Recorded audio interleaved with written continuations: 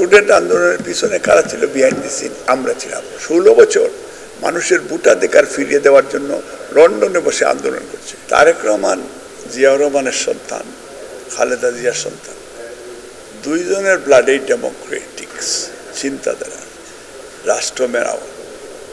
শহীদ রাষ্ট্রপতি জিয়াউর রহমানের 19 দফা কর্মসূচি আধুনিক বাংলাদেশের রূপকার। প্রদেব বেগম খালেদা জিয়া আকাশচুম্বী জনপ্রিয়তা। 3 বছর শাসনামল এই দেশের মানুষকে, মুসলমান, হিন্দু, খ্রিস্টান, বৌদ্ধ, আজকে বাংলাদেশে হিন্দুত্ববাদের উত্থান। বিএনপির সময় তো হিন্দুদের বিরুদ্ধে তো রোজার মাসে তারা পূজা করেছে, আমরা রোজা করেছি, আমরা একসাথে করেছি। আমাদের সেই সম্প্রীতি ছিল, মুসলমান, হিন্দু, খ্রিস্টান, বৌদ্ধ একসাথে, ঈদে, পূজায়, রোজায় সব সময় আমরা একসাথে কাজ করি, স্কুল কলেজে একসাথে পড়েছি। কোনোদিন বাংলাদেশে মিনিমাম একটা ইনসিডেন্ট হয়নি, একটা রায়ট হয়নি, একটা হিন্দুরে হেট করে নেই, একটা খ্রিস্টানরে হেট করে নেই। এবং ওপেনলি তারাও মানে আমাদের ধর্মীয় যুদ্ধ বাংলাদেশের জীবনে হয় নাই। ভারতে হাজার হাজার মুসলমানকে তারা হত্যা করেছে, হিন্দু মুসলমানের রাইট হয়েছে, বাবরি মসজিদ ভেঙ্গে তারা রাম মন্দির বানিয়েছে। এবং এখনও বৈষম্য নীতি ইন্ডিয়াতে রয়েছে, বাংলাদেশে নেই। বাংলাদেশি জাতীয়তাবাদ আমরা যারা বিশ্বাস করি সেখানে এটা নেই।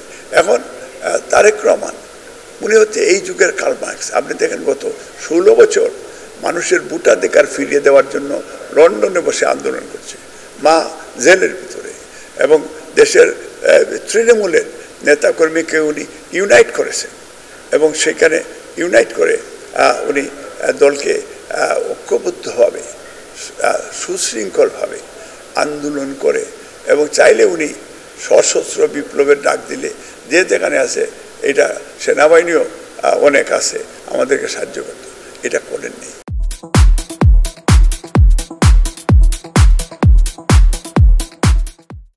উনি বেগম খালেদা জিয়া বলেছেন যে আমি জেলে গেলে শান্তিপূর্ণ কর্মসূচি দিবা যাতে মানুষের কষ্ট না হয়।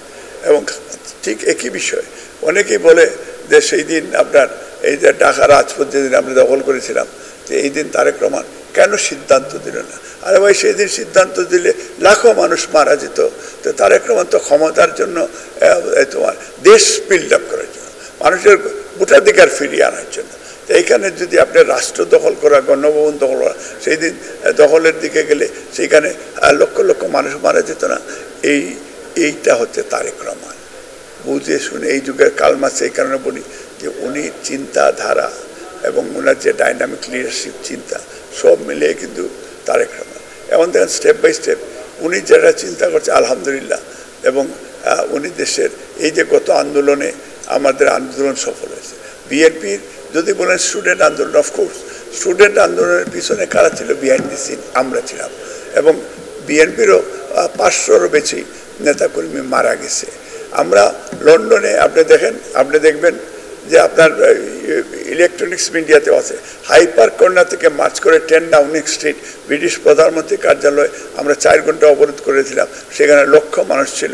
বিভিন্ন পত্রিকায় তারাও দিয়েছে, আপনাদের ইলেকট্রনিক্স মিডিয়াও তারা দিয়েছে। আমরা যেদিন এই আপনার যেটা ছাত্ররা রাস্তায়, সেদিন আমরা ট্রাফালগার স্কয়ার লক্ষ বাংলাদেশি স্টুডেন্টরা সব মিলে এটা বিএনপি অর্গানাইজ করছে। কিন্তু আমরা বিএনপির ব্যানার দিয়ে আমরা কমিউনিটি বলেছি, কারণ আমাদের নেতা বলেছে বিএনপির নাম ধরবা না, বিএনপি ব্যাকআপে থাকো। আমরা ব্যাকআপে থাকছি। তো আমরা আন্দোলন দেশে বিদেশে করেছি। তারেক রহমান ফিউচার যে 31 দফা কর্মসূচির মাঝখানে আপনার সংস্কারের কথা বলা হয়েছে, এবং উনি কীভাবে রাষ্ট্র গঠন, মেরামত, সব আমাদের বক্তব্যটা ক্লিয়ার। এটা আপনি দেখলে বুঝতে পারবেন যে তারেক রহমানের যে ফিউচার ভিশন, হ্যাঁ, এবং দেশ গঠন। এবং ইনশাল্লাহ আমরা বিশ্বাস করি যে বাংলাদেশ দেশের প্রত্যেকটা মানুষ, যারা যুগপৎ আন্দোলন, যারা রাজপথ, যারা জুট, যারা সাংবাদিক, এবং প্রত্যেকটা সেক্টর থেকে মিলে কিন্তু তারেক রহমান বলেছেন জাতীয় সরকার করবেন।